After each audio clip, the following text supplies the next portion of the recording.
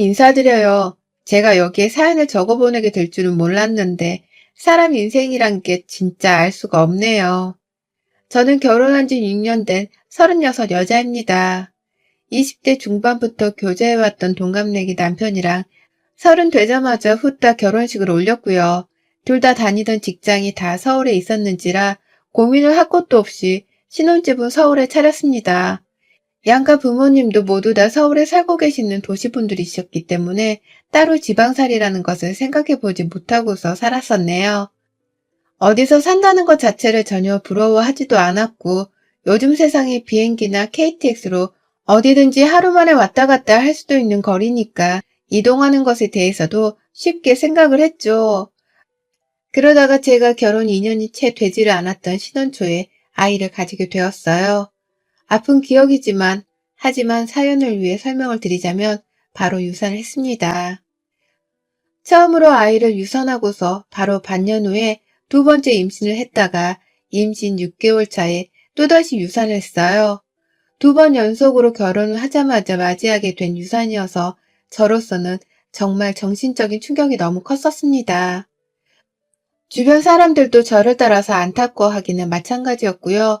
저희 친정엄마는 저 불쌍하다면서 다니는 회사도 못 다니게 하고서는 좀 휴식을 취하고 같이 놀면서 치유를 해보자며 절 억지로 회사까지 그만두게 하셨어요.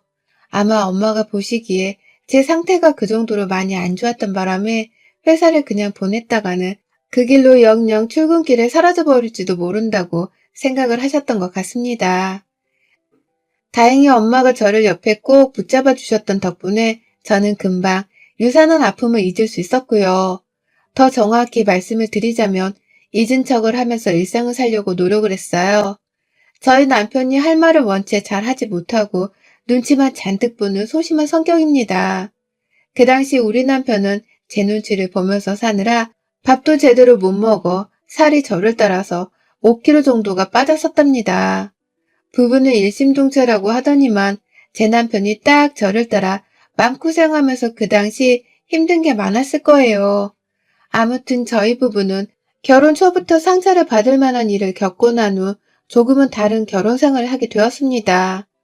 남들을 볼 때마다 애가 있으면 그게 그렇게 부럽더라고요. 내 뱃속에서 죽은 아이한테도 너무 미안해졌고요. 조금은 더 많이 남들을 신경 쓰면서 살기 시작했고요. 남들이 과연 애를 둘이나 유산한 나를 어떻게 볼까 싶은 트라우마적인 생각 때문에 제대로 된 일상을 좀 살기가 힘들었어요. 이런 저를 보면서 남편도 똑같이 사람들의 눈치를 보기 시작했고 특히 시댁 식구들의 입단속을 하느라 내내 안절부절을 못한 채로 살았답니다. 남과 다를 것이 하나 없이 꾸는 시댁 식구들 때문에 저나 남편은 늘 명절이 지옥이었고 또 시댁 행사날이 불편했어요. 우리 부부가 결혼을 할 당시 시부모님께서는 10원 한 장도 보태주시지 않으시고 자식의 결혼을 방관하듯 지켜보기만 한 분이셨어요. 저희 친정에서는 부모님이 어찌 그런 시무본을 둔 집으로 시집을 가려 하냐면서 결혼식 막판에 반대를 했었을 만큼 동전 한 푼도 주질 않으셨답니다. 신혼집을 구하는 것도 저희 친정에서 5천만 원을 보내주셨고 남편이 직접 대출을 받은 걸로 집을 장만했었는데요. 시부모님은 그 와중에도 남일 보듯이 팔짱을 끼고서는 어찌 한 푼을 보태주려 하지를 않으셨어요. 그랬던 분들이셨기에 신혼집뿐만 아니라 신혼가구를 채우는 것부터 결혼식을 치르는 것들까지 모조리 다 저희 부부랑 친정에서 나온 돈으로 해결을 했는데요. 저 유산을 하면서 잔소리를 가장 많이 퍼부었던 건 바로 시댁이었답니다. 잘 살라고 보태준 돈 한 푼도 없고 정성도 없으셨던 분들이 번갈아 가면서 저의 유산을 언급하고 신뢰가 되는 줄도 모르고서는 자꾸 잔소리를 하시는 게 너무 서러울 지경이었죠. 왜 저러나 싶어서 화도 났고요. 빨리 애를 또 가져야 유산이 되는지 출산을 할 수 있는지 알 수 있지 않겠냐는 닥달도 서스럼 없이 하셨고요. 저희 시아버지께서는 술을 먹다가 조금이라도 취기가 올라오면 죽은 애들이 불쌍해 죽겠어 라고 하면서 분위기가 갑자기 세이질 만한 소리를 하며 제 죽은 뱃속 아이들을 언급하셨습니다. 아이를 유산할 당사자인 저조차 입에 함부로 담지 않고서 잊으려고 노력하며 씩씩하게 잘 살려고 하는 중이었는데 시부모님은 그 사실을 계속해서 언급하고 떠올리게 하시면서 대수롭지 않게 일상 속에서 대화를 나누려고 하셨어요. 제가 불편한 기색을 여러 차례 내기도 했고 남편도 옆에서 그런 소리를 왜 하냐면서 입단속을 시키려고 많이 시도를 했었는데요. 아무 소용이 없었습니다. 시부모님께서는 애초에 제 뱃속 아이들이 죽은 것에 대해서 심각하게 생각을 하지도 않으시는 분들이었기 때문에 저를 향한 동정심이나 안타까움 혹은 슬픔 같은 것들을 전혀 느끼지 못하는 소시오패스들과 다름이 없었거든요. 그렇게밖에는 시부모님의 태도가 설명이 되지 않았어요. 그런 와중에 시부모님도 모자라 남편이 하나뿐인 누나인 저희 시누이, 그리고 시누이의 남편도 모자라 애들까지 나서서 얘 죽었어요? 라는 말을 아무렇지 않게 해대며 저에게 답을 들으려고 했고요. 사돈의 팔촌인 건지 누군지는 정확히 잘 모르겠으나 결혼식 때 한 번 봤었던 남편의 친인척 분들까지 어쩌다 저를 만나게 되면 꼭 죽은 아이를 물어보셨어요. 그러다 시간이 좀 지나고 나서는 또 죽을까봐 임신을 안 하는 거야, 여태? 라는 질문을 던지셨고요. 사람에 대한 기본적인 배려 같은 것이 애초에 없는 집안이라고밖에 생각이 되질 않을 정도로 이분들이 제게 던지는 말 한마디 한마디는 다 뼈가 있었고 상처가 되었습니다. 회사를 그만두고 마음을 치유하고 있던 저는 다시 잘 살아보기 위해서 2년 정도의 시간을 두고서는 재취업을 하게 되었는데요. 그때 시어머니가 그러다 또 애 죽으면 어떡해. 그냥 집에서 몸이나 챙기지 뭘. 라고 하시는 말을 듣고서는 완전히 결심을 하고서는 서울을 뜨기로 했어요. 제주도로 내려가기로 한 겁니다. 시댁 식구들 근처에 살면서 자꾸만 얼굴 보고 마음에 상처가 되는 얘기나 들으면서 정말로 상처를 받고 사느니 그냥 아무 연고도 없는 한적한 도시에 가서 살고 싶었어요. 한창 제주살이 한 달살이 같은 게 막 유행을 하고 있는 중이어서 저도 내내 마음속으로 훌쩍 떠나보고 싶다는 생각을 하면서 살았어요. 하지만 시어머니의 마지막 그 한 방이 저를 완전 빡돌게 만든 것이었습니다. 그래서 저 막 재취업을 한 직장도 눈물을 머금고는 그만두고서 남편과의 충분한 대화를 거쳐 제주도로 집을 옮겼어요. 남편도 늘 저에게 상처를 주려고만 하는 시댁 식구들을 중간에서 커버하고 막는 것에 상당한 스트레스를 받고 있었다고 고백을 하더라고요. 그냥 차라리 우리가 지금까지 모아놓은 돈으로 제주도에서 새롭게 시작을 해보자면서 흔쾌히 동의를 했습니다. 당시 집값이 꽤나 오른 상태여서 서울 집을 팔고 나니 대출금은 한 번에 갚을 수 있었고 모아놓은 돈으로 제주도에 있는 아주 작은 집 한 채를 샀어요. 여행을 가며 묵는 그런 근사한 숙소나 타운하우스가 아니라 정말 제주도의 한 동네 안에 있는 현지인 집이었어요.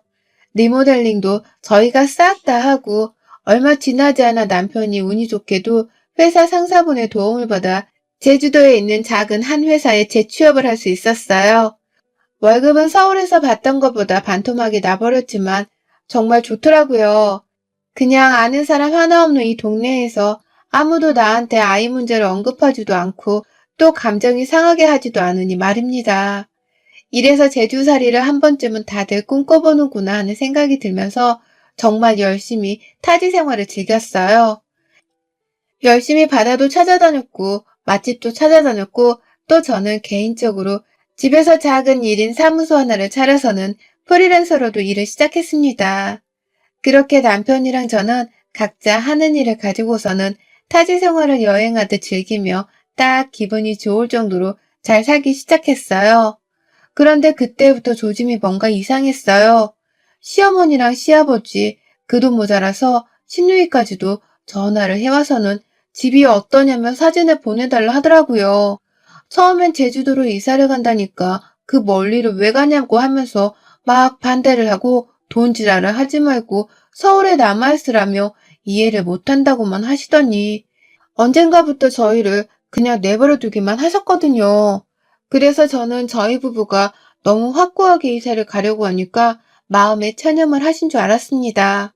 그런데 이제 보니 그게 아니었더라고요. 저희가 리모델링까지 싹 다 끝내고 나니 아주 귀신같이 연락이 와서는 집이 어떻냐면서 사진을 보내게 하고 또 주소를 보내게 하셨어요. 그리고는 정말 거짓말이 아니라 며칠 지나고 나서 시부모님이랑 시누이네 가족들이 단체로 저희 집을 찾아왔습니다. 그때가 금요일 저녁이었는데요. 이제 보니 시누이 남편이 회사 퇴근을 하는 시간에 맞춰서 우르르 비행기를 타고 온 거더라고요. 그 저녁에 공항이라면서 데리러 오라고 연락을 하는데 정말 기절초풍하는 줄 알았어요. 시누이네 식구가 총 4명이고 시부모님은 2명, 총 6명의 사람들이 갑자기 우리 집에 오겠다고 제주도로 왔는데 렌트카 하나를 제대로 신청을 하지 않고서는 무작정 공항이라며 마중을 나오라 한 겁니다. 그래서 겨우 경차 하나 중고로 사서는 끌고 다니고 있었던 저희 차에 겨우 시부모님만 모시고서는 일단 집으로 왔고요. 시누이네는 버스를 타든지 택시를 타고 오라고 하는데도 절대로 차비에 돈 아까워 돈 쓰기 싫다면서 억지를 부리는 바람에 결국 시부모님을 저희 집에 모셔놓고는 다시 그 먼 길을 따라 공항까지 가서는 시누이네를 태워왔습니다. 뒷좌석에 애들이랑 짐가방이 아주 한데 뒤섞여서는 정말 난리도 아니었어요. 그렇게 갑작스레 찾아온 시댁 식구들은 뻔뻔스럽게 저희 집을 보고서는 평가질을 하더라고요. 아니, 이 코딱지만한 집에 우리가 다 어떻게 지내니? 야, 여기 방도 2개뿐이야? 그럼 우리 중에 누가 거실에서 자야 하는데? 라고 말이죠.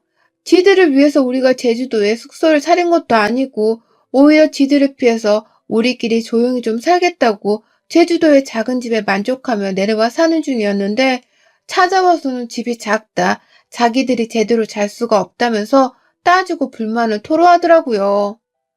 유사나 아이에 대해서 잔소리를 들었을 때와 다를 것이 없이 제 눈에 보이는 우리 시댁 식구들은 정말 단체로 소시오패스들이 분명하다 싶었습니다. 그 정도로 제 상식으로는 도저히 이 모든 상황이 납득이 가지 않았어요. 나한테 이 정도로 민폐를 끼쳐야만 속이 시원한 건가 싶어서 미칠 노릇이었죠. 결국 주말을 껴서 우리 집을 찾아온 시댁 식구들은 다음날 아예 남편한테 렌트카를 당장 렌트하라고 닥달해서 남편이 억지로 자기 돈을 써서는 차를 하나 렌트했고요. 그렇게 저를 빼고서 시댁 식구들을 주말 내내 제주 관광을 시켜주다가 공항에 돌려보냈습니다. 시댁 식구들이 떠난 집은 아주 쓰나미가 밀려왔다 간 듯이 처참했고요. 그걸 치우느라 저나 남편은 마지막 주말이던 그 일요일 저녁 내내 제대로 허리를 펴지도 못했었답니다. 설마 이게 또 반복적으로 일어나진 않겠지 싶었는데 늘 불길한 예감은 적중을 했죠. 그 다음에 남편의 한 친척분께서 연락이 오셨어요. 시어머니께 말을 전해드렸다면서 우리 사는 곳 주소를 찍어달라 하시더라고요. 그러더니만 50대이신 그 친척분이 남편분이랑 같이 둘이서 우리 집을 찾아오신 겁니다. 2분은 은퇴하고 집에서 할 일이 없으신 건지 평일 대바람부터 제주도를 찾아오셨고요. 그렇게 저는 또 영문도 모른 채 시댁 식구들을 제 집에 묵게 했어요. 방 하나는 제 작업 사무실로 쓰는 곳이었는데 어쩌다 보니 시댁 식구들이 제주도에 여행을 오면 내줘야 하는 숙박시설 같은 것으로 쓰게 되었답니다. 남의 집에 돈 한 푼 안 내고 무료로 숙박을 하려고 찾아봤으면 적어도 서울에서 뭐 하나 선물을 사오던가 하다못해 현금이라도 10,000원짜리 한 장은 줘야 하는 게 인지상정이잖아요. 하지만 이놈의 시댁 식구들은 저희랑 가깝던 혹은 멀던 아무도 염치라는 것을 챙길 줄 모르더라고요. 빈손으로 찾아와서는 하나같이 우리 집이 좁아 죽겠어서 올해는 못 살겠다며 투덜투덜 거리셨고요. 당연스럽게 자기들이 제주도에 오면 관광을 시켜주는 것은 저나 제 남편의 몫이라고 생각을 하셨습니다. 그 흔한 투어나 렌트카는 늘상 예약 따윈 하지도 않으셨고요. 하나같이 우리한테 공항으로 데려오라고 하고 또 맛집도 알려달라고 하고 관광지로 태워다 주고 또 데리러 오라고 시키면서 온갖 여행사에서나 할 짓들을 전부 다 저희 부부한테 요구를 하셨어요. 눈 하나 깜빡하지 않은 채로 뻔뻔스럽게 말입니다. 급기야 저희 시부모님은 한 달 살기를 하고 가신 적도 있답니다. 제주도행 비행기표만 끊고 오셔서는 돌아가는 비행기표는 사지도 않으셨더라고요. 그냥 와서는 몇 날 며칠을 계속 지내시길래 언제 돌아가시냐고 물어보니 너가 가라니까 더 가기 싫네. 우리 가는 티켓 안 끊었다 아직. 한 달이 있으려고 한다.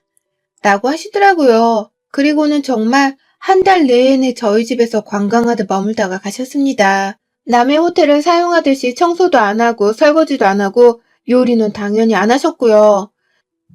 이불 정리하는 것부터 시작해서 자기들이 쓰고 난 방 청소까지 전부 다 저한테 시키셨어요. 그 바람에 저는 하우스키핑까지 도맡아 하면서 시부모님의 제주 한 달 살기를 보조했죠. 그러니 저 진짜 여러 차례 멘붕이 왔었답니다. 이 짓은 더 못하겠다면서 또 제주도에 누가 오려고 하기라도 하면 막 욕을 퍼부을 작정으로 길을 세웠어요. 그러다가 코로나가 찾아왔어요. 정말 다행인지 불행인지 그 덕분에 시댁 식구들도 발길을 딱 끈더라고요. 애머 시댁 식구들의 제주도 방문 때문에 저희 친정 부모님도 여태 제주도를 한번 못 오셨을 때였는데 코로나가 터지니 얼마나 우리 부모님이 보고 싶던지요. 이게 다 시댁 식구들 때문인 것만 같아서 괜히 천볼이 났죠.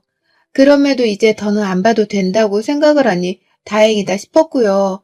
하지만 요즘 코로나는 조금씩 일상 속에서 함께 해야 하는 걸로 인식이 바뀌었고, 사람들도 명절에 막 여행을 간다고 공항이 좀 더 붐비기 시작했잖아요. 그 중에 꾸역꾸역 제주도로 여행하겠다며 비행기를 타러 공항에 가 있던 사람이 바로 저희 시부모님과 시누이네였습니다.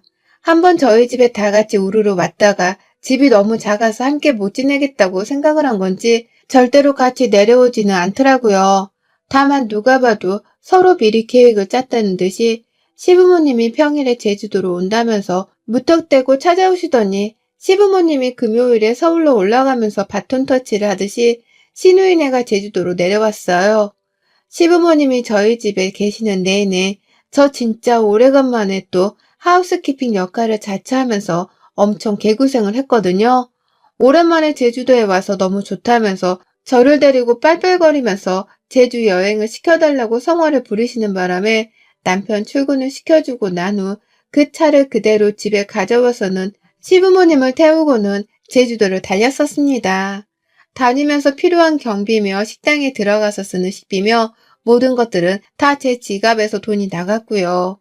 그 와중에 시부모님은 지갑 한 번을 열어서 저한테 밥 한 끼를 사주질 않으셨어요. 그냥 맨입으로 또 당연하다는 듯이 저희 부부의 도움만을 받으며 제주도를 꽁으로 여행을 하려고 한 것이었습니다. 그러다가 금요일에 서울에 간다면서 공항에 바래다 주라고 하니 저도 이제야 끝이 났다 싶어서 절로 다행이다 싶더군요.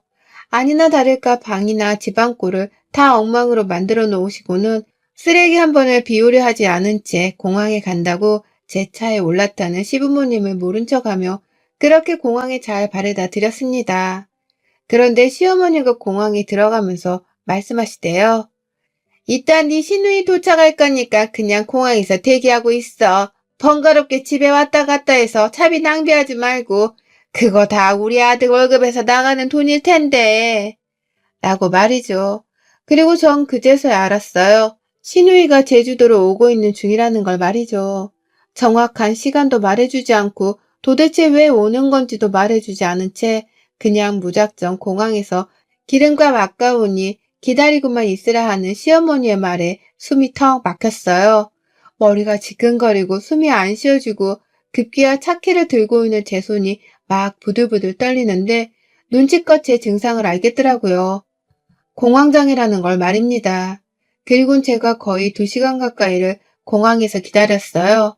시누이가 우리 금방 도착해 라고만 문자를 보내놔서 전 진짜로 금방 도착을 하는 줄 알았는데 알고 보니 그때 막 서울에서 공항으로 가고 있던 중이었더라고요. 서울에서 제주도가 비행기 한 방으로 도착을 한다는 걸 그저 금방 도착한다고 표현한 바람에 제가 거의 2시간을 아무것도 안 하고 기다린 겁니다. 열은 잔뜩 받아져 있고 남편은 왜 집에 안 오냐면서 저를 찾는데 저는 남편의 연락도 받기가 싫었어요. 왜 니네 식구들은 다 이 모양인 거냐면서 한마디 욕을 퍼부을 게 분명했는지라 남편이랑은 싸우고 싶지가 않아서 일단 전화를 받지 않기로 한 겁니다.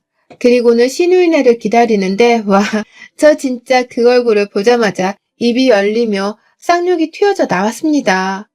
시누이가 공항 밖으로 나오다가 말고 지네이들이 배가 고파 했다면서 바로 공항 안에 있는 롯데리아에 가서는 햄버거를 사 먹이고는 나오는 겁니다.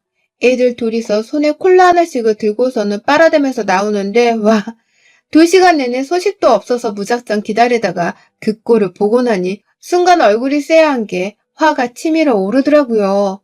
그리고는 신우이한테 많이 늦으셨네요. 라고 말을 했어요. 연락도 없이 무작정 남의 집에 찾아온 사람 주제에 왜 늦느냐는 소리를 은연중에 뱉어낸 겁니다. 그런데 우리 신우이랑 그 옆에 있는 남편이란 놈이 쌍으로 뭘 한 줄 아세요? 손님을 이렇게 대접하면 안 되지. 라고 하는 거예요. 손님은 늦어도 늦었다고 그러려니 해야 하는 거고 윗사람을 봤으면 짐부터 받아줄 생각을 해야 하는 거라면서 저를 향해 둘이서 쌍으로 잔소리를 퍼부으며 가르치려 들더라고요. 이건 뭐 기가 막힌 건 둘째치고 사람 새끼들이 아닌 것들과는 도무지 대화가 안 통해서 뭐라 할 말이 없었습니다. 제 손님들이세요? 저는 초대한 적이 없는데 누구 마음대로 형님이 제 손님이에요? 내가 언제 오라고 했어요? 왜 멋대로 이 늦은 시간에 사람을 기다리게 하면서 찾아와 놓고 손님 대접을 바래요? 라고 하며 저도 결국 화가 폭발해서는 소리를 쳤어요. 사람들이 막 공항을 빠져나가는 중이어서 주변에 사람들이 정말 많았는데 저는 부끄러운 줄도 모르고 신우이한테 소리를 질러댔어요. 내가 초대를 했냐고요. 손님 대접을 받고 싶으면 돈을 내던가 아님 돈 내고 호텔을 들어가던가 왜 남의 집에 멋대로 찾아와서는 대접을 바래요? 염치 좀 챙기고 사세요. 라면서 혼자 공항 천장을 보며 소리를 지르고 숨을 거르고 별짓을 다 했다가 신우 남편이 저보고 그러더라고요. 미쳤나봐. 라고 하면서 저를 막 이해할 수 없다는 듯이 쳐다보면서 표정을 잔뜩 찡그리는데 그 무시하는 표정에서 저는 환멸을 느꼈습니다. 내 마음을 알아주길 바란 건 아니었지만 그래도 적어도 내 집에서 지내려고 하는 사람이라면 집주인한테 미안해하기는 할 거라 예상했거든요. 그런데 저를 이해하기는커녕 미쳤다고 말하는 그 인간의 말에서 저는 결국 마지막 희망의 끈까지 놓아버렸고요. 바로 그 자리에서 신우 둘째 애가 들고 있는 음료를 뺏어다가 신우 남편의 얼굴에다가 음료를 부어버렸어요. 자식들 보는데 부부가 쌍으로 부끄럽지도 않아요? 남의 집에 찾아오는 손님이면 손님답게 예의를 갖추시라고 하는 말인데 미쳤다고? 미친 게 뭔지 제대로 한번 보여줄까요? 나 당신들 우리 집에 다시는 안 들일 거니까 어디 한번 공항에서 차 렌트해서 숙소 잘 찾아가 보세요. 손님 대접 받고 싶어 하는 것 같으니 소원대로 해줄게. 호텔 구에서 손님 대접 떵떵거리며 받고 지내다 가세요. 다신 제주에 와서 함부로 우리 부부 부르지 마. 또 온다고 하면 그땐 당신 부모가 찾아와도 난 소금부터 뿌려가며 쫓아낼 거야. 라고 하면서 음료를 탈탈 털어버리고는 혼자 공항을 빠져나왔어요. 뒤에서 신우의 남편이랑 신우가 번갈아 쌍으로 소리를 질러가면서 제 이름을 부르고 있었는데요. 저는 혹여나 저를 따라 제 차까지 쫓아와서는 억지로 타고 가려 할까봐 정말 빠른 걸음으로 제 쪽으로 해서는 공항을 빠져나왔어요. 그리고는 바로 제 차에 탑승을 하자마자 뒤도 안 돌아보고 집으로 왔습니다. 남편은 그 사이 신유이한테 마중 나오란 전화를 또 받은 건지 누나가 나오라는데 너 공항 아니야?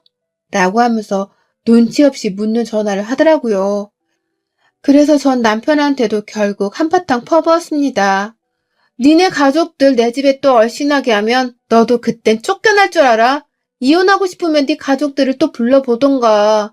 어디 염치도 없는 것들을 자꾸 초대해서는 팔자에도 없는 팔추부짓을 하며 손님 대접을 해주려고 해. 지들이 여행을 하고 싶으면 알아서 숙박이면 공항 픽업까지 알아보라고 해.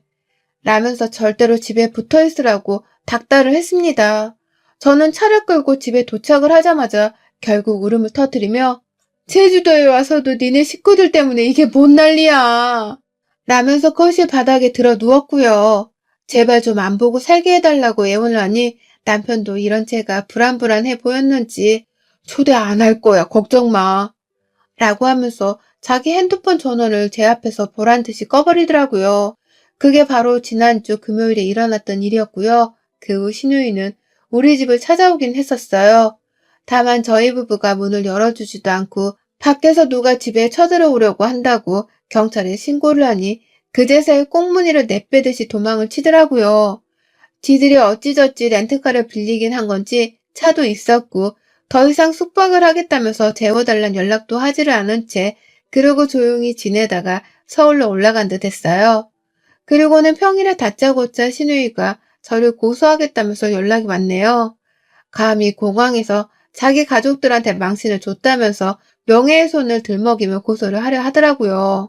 그러니 저도 그간 우리 집에 와서 공짜로 먹고 자고 여행했던 경비를 싹 다 모아서는 금전적인 포상을 하게 만들어주겠다며 맞고소를 하겠다 으름장을 놓았습니다. 명예훼손은 100만 원이면 되겠지만 당신은 몇백을 더 물어내야 할 거라면서 아주 신신당부를 하니 시누이는 먼저 전화를 툭 끊어버리고는 지금껏 추가 연락이 없네요. 아마 속으로는 무지하게 쫄고서는 잠수를 타려한 것 같습니다. 뭐 덕분에 이제 시댁 식구들도 다 하나같이 정신을 차리고는 우리 집에 못 올 것이란 생각이 들고요. 온다고 하더라도 제가 공항에서부터 소금을 던져가며 제주 땅에서 쫓아내버릴 심상이라 상관은 없습니다. 어디 또 내 집에 쳐들어오려고 하기만 해봐라. 제주 땅에서 길 잃은 노숙자가 되는 게 어떤 건지를 제대로 보여줄 겁니다. 여러분의 생각은 댓글로 남겨주세요. 오늘도 시청해주셔서 정말 감사합니다.